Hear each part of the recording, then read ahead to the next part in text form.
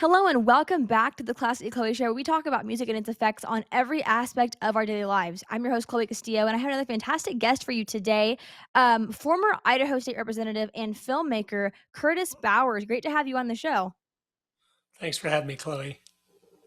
Of course. So I'm super excited about our discussion today because you did a documentary, which I am very sad to say I have not seen it yet, about communism and I guess just basically how they have taken over so much of our society, what they have done.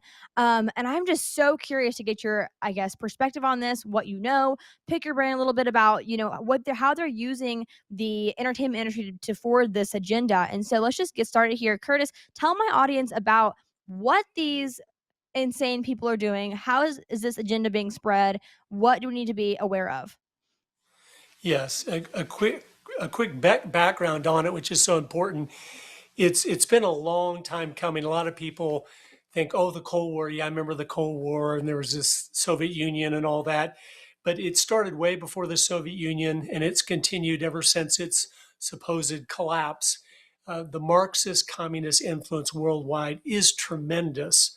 And a lot of people don't realize that. But in my movies, I go back and show you where it came from and a couple little things I'd like to share with your audience, because I think if you haven't heard of these things, it's really interesting.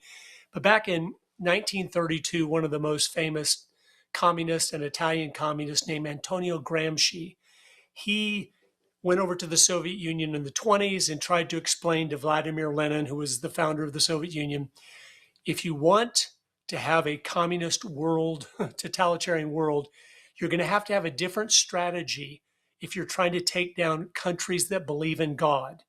They're not going to just start killing each other off in a Marxist revolution. Well, Lenin didn't like that idea. He said, we will have world communism and it will be through violent revolution. He kicked him out of the Soviet Union. He was sent back to Italy, where Mussolini threw him in prison, and he died in prison. He was there for years, but he wrote a book, and it's been the main calling card of the radical left ever since. And here's just one short quote from the book that explains everything, especially if some of your audience is older, all the changes they've seen over their lifetime. It's from this right here.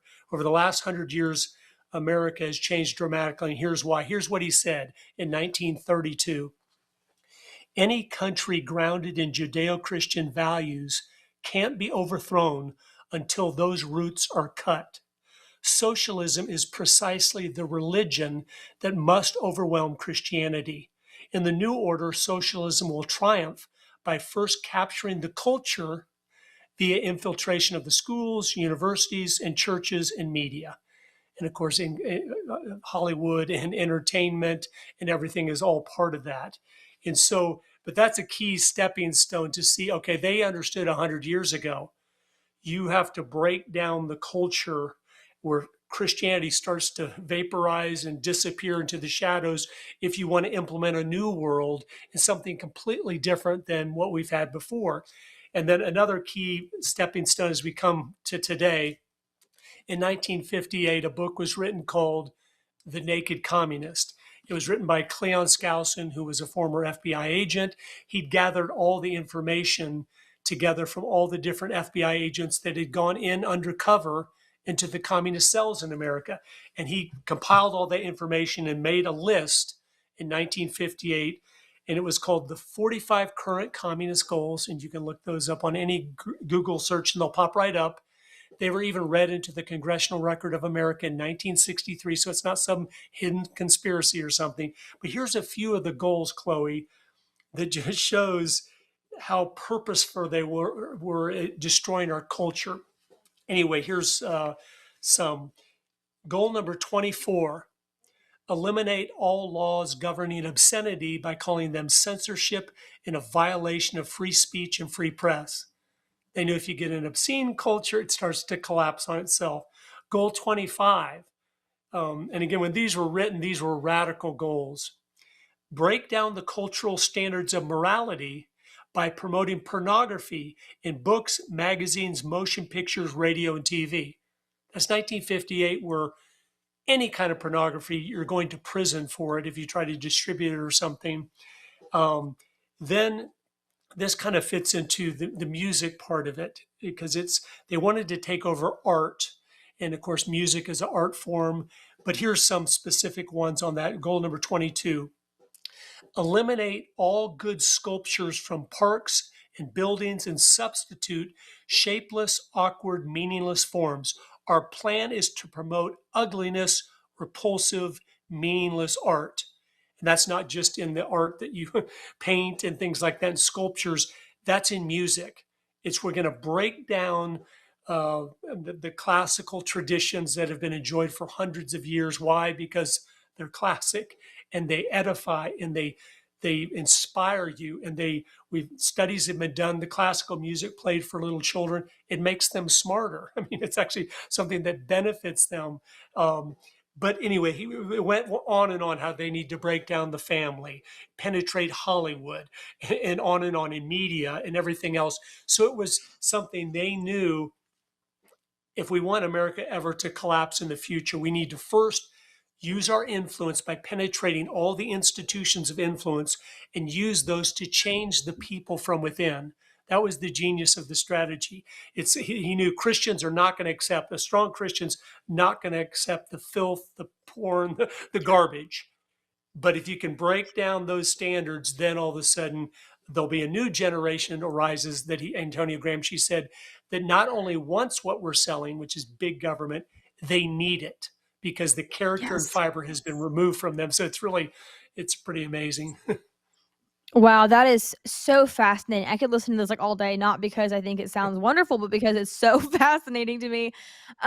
Wow, so much what you said there. I mean, I never take notes in shows, like I never do. I listen and then I just say something because usually I can keep it in my head. But you said so much there. I was started like making notes on a scratch piece of paper because I'm like, wow, this is incredible. And I mean, I've heard fragments of this before, but hearing it, I guess, straight from I guess your head with so much information in it is amazing. So, okay, a few things. So, first of all, what you mentioned there about Christianity, that if you have a strong Christian nation, it's going to be a lot harder to push this agenda because people are going to be more, I guess more resilient, and they're not going to just accept it as normal immediately. They're going to say, excuse me, what? This isn't normal. This isn't okay. This is sinful, or this is destructive to the nuclear family. They're going to recognize those kind of things from the start. So if you have a strong Christian nation, that's like first thing that has to go, I guess, is that strength from God. Because if you don't have that, then you're so much easier to control, and that's,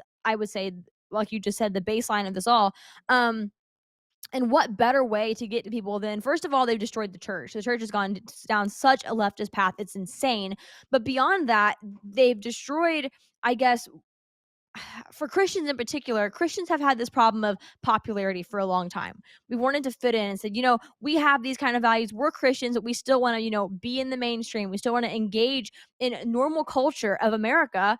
We don't want to have to be over here in a sack dress, churning butter and reading the Psalms to our kids.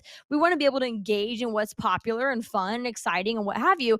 And I feel like we've really, I guess, I guess we've sacrificed our values for, I guess, saying also, well, once we get involved in this culture, we'll be able to be a light. I hear that so much, you know, engage in it and then be a light in it. And it's like, well, no, because if you are engaging in it at any point, you have already surrendered a part of your soul to that outside force. And so, past the Christianity now, talking about the obscene culture, I guess, and that sort of thing. Um, from the conservative movement, that really hit me when you said that, because I have heard when you said about, that they're saying, you have to have this obscene culture, or else if you're against it, you are censoring freedom of speech, and you are violating that very sacred First Amendment. The conservative movement, I feel like, has been completely brainwashed when it comes to this. So many individuals I've talked to, you have no idea how many. I mean, I guess maybe you do. They have told me, well, you can't advocate for this better music or the problems that are in this other mainstream leftist agenda ridden filled music, because you're censoring it, and this is America and you can do what you want because we're a free country.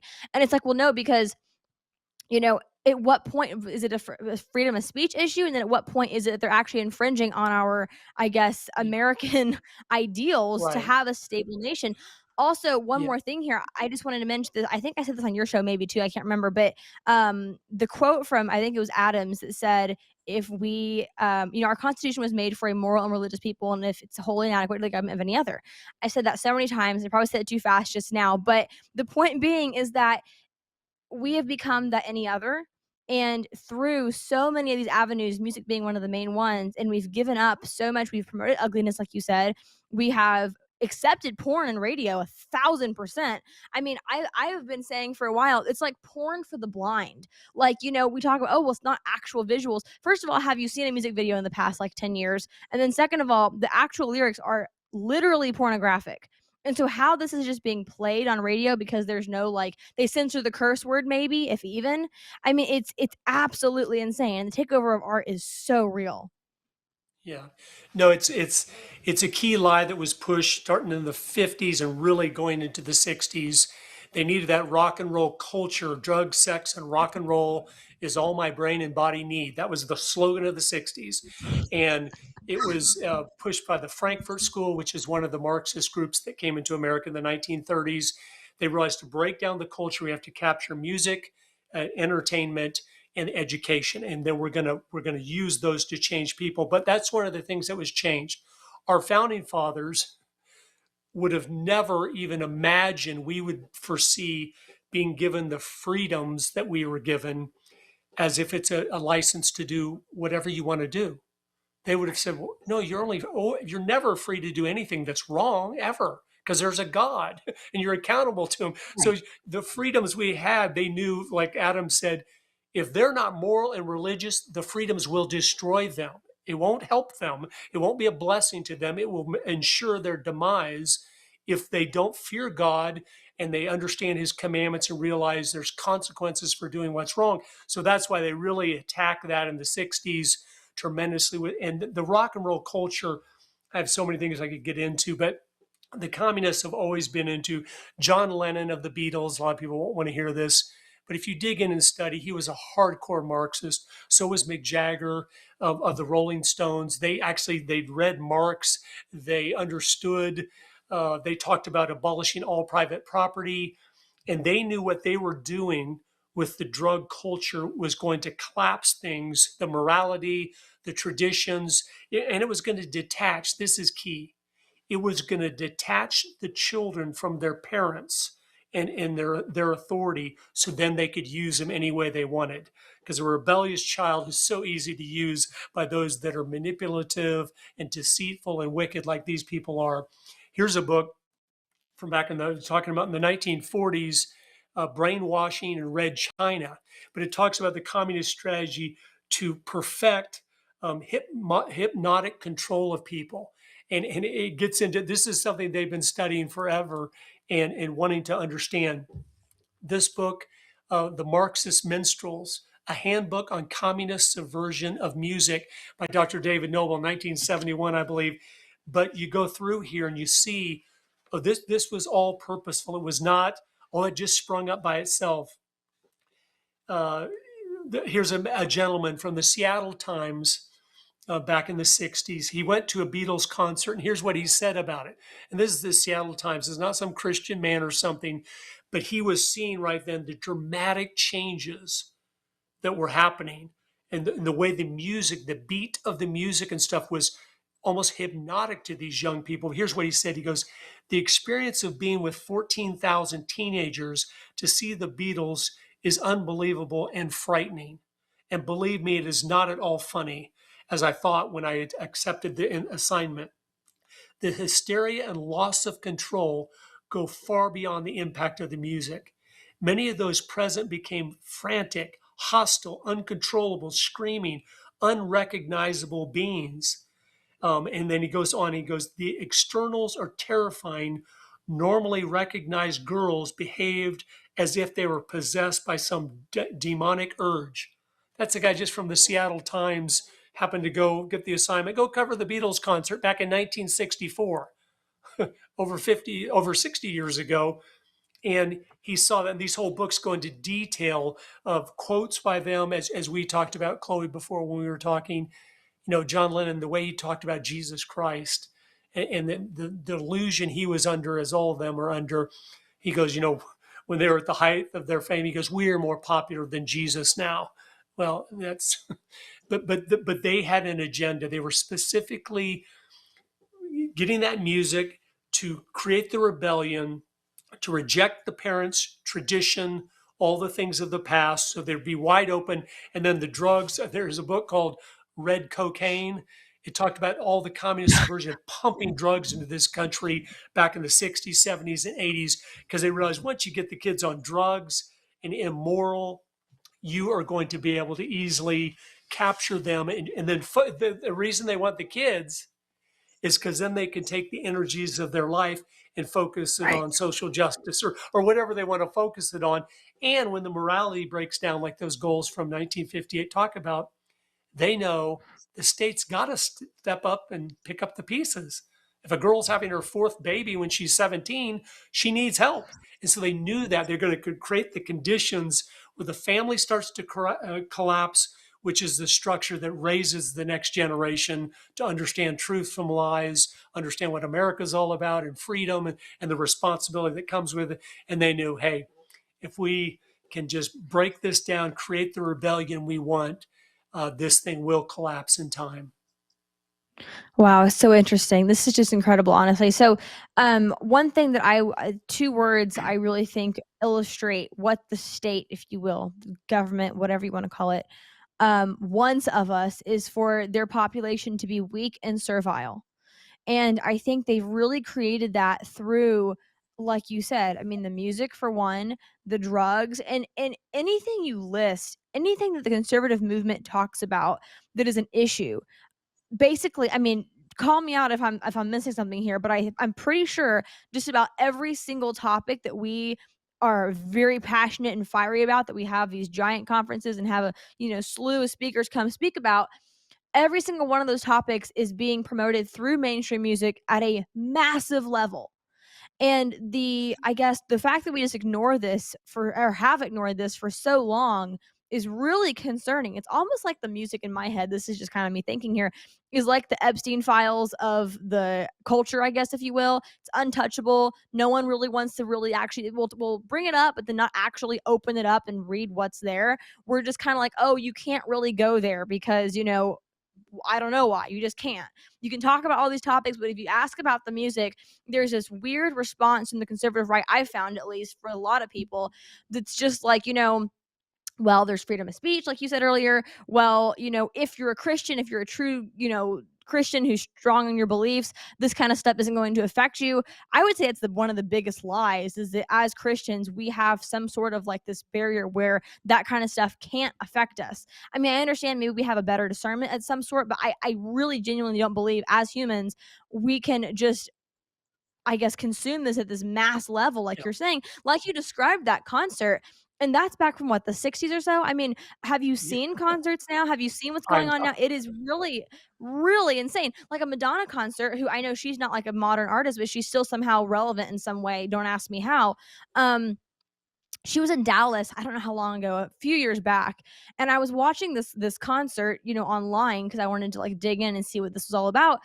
And it just looks like an absolute satanic ritual happening on stage. It's perverse, and I don't just mean like, oh, a little suggestive, whatever. It's openly extremely hypersexualized, where it's like you're basically just watching porn on stage in front of you.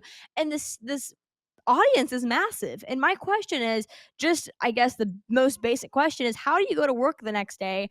And the talk around the water cooler, what'd you do this weekend? Oh, I was at this satanic, perverted ritual with Madonna. What did you do? Oh yeah, me too. What kind of citizens have we become that this is normal to us? That is so frightening to me. yeah, Like, not from a stance of like, oh, this is so sure. scary and the kids are out of control, but clearly the state has really taken over way more than I think any of us realize. So, what are your Yeah, thoughts on, I guess, this weak and servile nation that we've become, if you will? Not to sound so pessimistic here, but yeah, as a society, we really struggle to address these issues, and it's very few individuals like yourself that actually will see the root of this and call it out for what it is.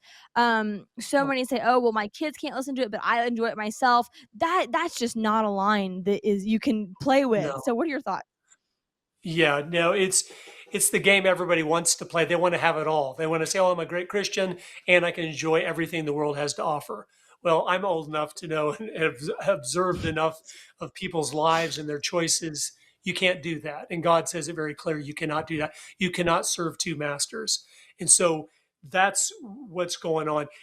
Part of this that'll help make more sense to you why the Christian community has become so pathetic, so weak, so fragile, so seeking the affections of the world, who we're supposed to be the light here in the darkness to say, no, there's a better way, there's a different way. We want to be as different as possible. So for those that are really looking for hope, they'll see that that person's different. They're not enslaved in all this stuff like I am. But back in the 1920s, one of the top communists in America, he defected once he had heard about how many people Stalin had killed. And so he told us in the 20s, he came before Congress and said, the main thing we've been doing to take over America, starting in the 1920s, we started going into all the seminaries in America. And we would get our degrees and then stay on and be the professors. And so they've been 100 years now penetrating the Christian seminaries that are training the pastors and going in there and slowly pushing things away from, oh, well, the Bible is a good book, but it's not, it's got a lot of problems and all of that. But that was all purposeful because they realized the most dangerous affront to them was a strong Bible believing Christian man who was leading his family. And they talk about it incessantly. They're scared to death. So if we can sidetrack the men on sports, and they were talking about this in essays back in the 1930s, and then if we can create enough inflation so the women have to work, where we get the kids, we've got it made. And so I mean, again, this is almost 100 years ago, them writing essays about this, but they've penetrated the seminaries today. Out of all the Christian seminaries in America, not even 1% of them still believe the Bible is the inerrant word of God, that it's God's word and it's perfect. Less than 1% of biblical seminaries in America. So that's, Chloe, what you've seen happen all around. You're like, why are the people in the church so pathetic? Because they've been taught a watered down Bible, a watered down gospel. I think many, unfortunately, are not saved people. They do not know Jesus Christ. They've not accepted that free gift of what he did on the cross for them. Why did he die for them? Because they need someone to die for them because they've broken his laws and they're guilty. And so they don't want that. They don't like talking about sin or any consequences. Let's just have fun and all get along and it should work out fine in the end. Well, it doesn't do that. But this is why what you're doing is so important, Chloe. People, you have to understand the purposefulness behind music. It can make you, inspire you, and motivate you. It can bring you to tears. It can be such a blessing in your life, or it can be something that totally perverts your view of the world. It taints you. It gets you addicted to it and puts the hooks in you like a drug where you have a hard time escaping it because you have to be listening to it all the time. So you're getting programmed like those communist books talked about in the 40s about communism in China. It just hypnotically keeps you addicted to the flow of brainwashing in your mind where you can never break free and you're always consumed with that, diet of that, which again, I've seen, I turned 60 this year, so I'm a lot older than you, Chloe, but I've seen the devastation. My friends that were telling to rock music back in the 80s, I look at so many of their lives, they're in their third marriage, their family fell apart because they got into that. But when you get it, you get so much more than the music. You get a way of life. You get heroes that are just lost drug addicts and immoral people whose own lives are falling apart. That's your heroes then because, oh, I love their music. And it gives you way more than you ever dreamed. And it's not good. And I've just seen the destruction. I lost a couple of my good friends in high school to drugs because they have followed these Pied Pipers into the drug, sex, and rock and roll.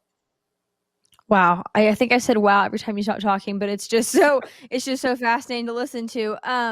So let's take a quick ad break and then we'll be back with more from Curtis in just a moment about, what we can do with America moving forward. What are the next steps now that we've, I guess, uncovered this same thing people talked about so many years ago. We're readdressing this. And so what can we do for America moving forward? We're going to be back with Curtis Bowers in just a moment. What do a neurosurgeon, a country artist, and a television and radio host have in common? They all saw the writing on the wall. Big banks sharing your financial information with big government. Join them as owners in Old Glory Bank, the pro-America online bank that protects your privacy, security, and liberty. Invest today at own.oldglorybank.com. Welcome back, Curtis. Thank you so much for being on the show today. I really appreciate taking the time to come talk about this. You are so much more well-versed than I am in all of this, and it's really nice to be able to discuss this with you. So, right before we wrap up here, we have a few minutes left on the clock. I just want to ask you, as someone who has this deep understanding of what has, destroyed our nation from within, what kind of agenda has just absolutely destroyed America. And I don't mean to sound pessimistic here, but we are seeing a massive collapse right now, especially with the conservative movement. And I think that's because we were built on a very shallow place, if you will. And so my question for you now is just moving forward as Christians and as conservatives and as individuals who see this, happening in America and want something better for the future generations, for our kids, for our grandkids, for ourselves, even if you're young enough, or any age really. But honestly, just moving forward, I guess, what needs to happen, especially when it comes to music, from the perspective of knowing what the left has done, how they've utilized the arts. What can we do to push back against this ideology and make something better for the futures? Well, I think really taking the time to find the good music that is out there and then sharing it with others, encouraging family and friends to have a higher standard in music. Don't just accept anything that's thrown at you as if, oh, well, it's what everybody else likes. I'll tell you this, most of the time, if everybody likes it, it's probably not the best thing. What the direction everyone's headed is probably not the right direction. Most people are more sheep oriented and they just follow the crowd. We as Christians, especially those of you who would consider yourself to be a Christian and a follower of Jesus Christ, we're supposed to be completely different, always going in the opposite direction, always going upstream with a smile on our face, just kindly speaking the truth, sharing the truth, living the truth. And music is a big part of that. And a lot of you might go, "Well, I really like that music." Yes, it appeals to your flesh, just like many things would that aren't good for you. But if you learn to appreciate, like in food and in music and in so many things in life, it takes you have to acquire a taste for things, and you only get that by consuming it over and over again. If you want to learn to like vegetables, you need to eat them regularly, and in about 30 days, you'll learn to like them. Well, some of the classical and beautiful music pieces of the past, if you weren't raised on that, you might go, "Oh, it sounds different."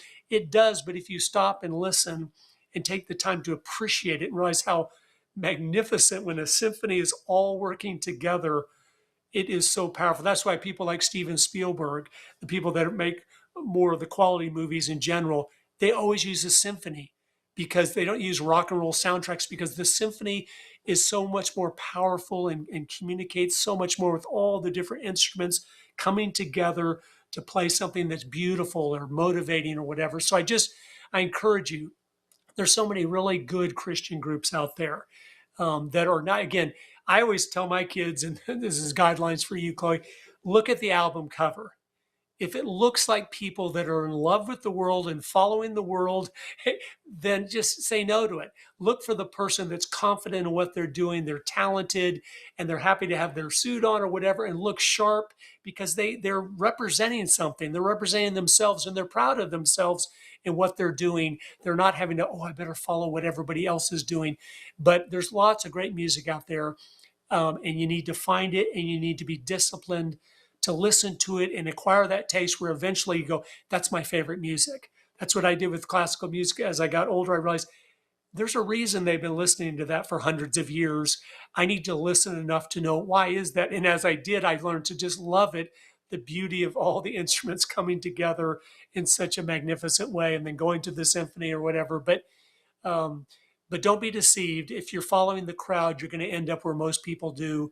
And it's not the purposeful, meaningful life that makes a difference, that's a bright light in the darkness. It's none of that. It's someone that will wake up at 60, 70, 80 years old and realize my life was just a waste of time I was always doing things to please others instead of what was right to please God.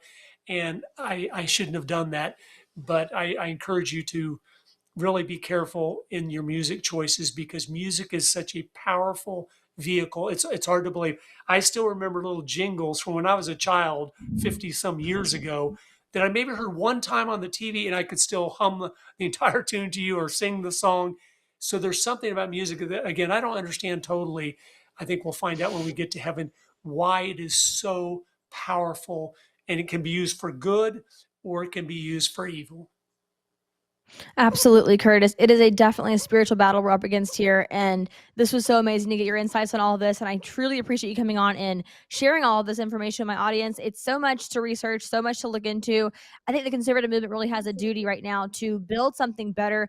Um, I guess take example from the great music of the past, see what made it beautiful, and create something, even if it's fresh and new and different, that has that lasting ability to really make a difference in the world for the good, like you said, instead of leading people down, I guess, the very much so traveled very often path by most of society. It's the narrow path that is going to serve you well in the end. And so I think music should be treated that way as well. So Curtis, thank you so much for coming on. Where can my audience find you? I have a weekly podcast on faith, family, and freedom with Curtis Bowers. Any of the podcast platforms, you can find that there and kind of keep up with what I'm doing. Wonderful. Thank you so much, Curtis. I appreciate it. Thank you. Thank you so much for watching this episode. Please subscribe to the Classy Chloe Show on Rumble, YouTube, and Spotify to stay up to date on our latest episodes. Please also follow me at Classy Chloe on all platforms, as well as the organization Make Music Right on all platforms. And please check out makemusicright.com to learn more about the movement to conserve American culture through the arts. Thank you so much for watching, and see you next week. God bless.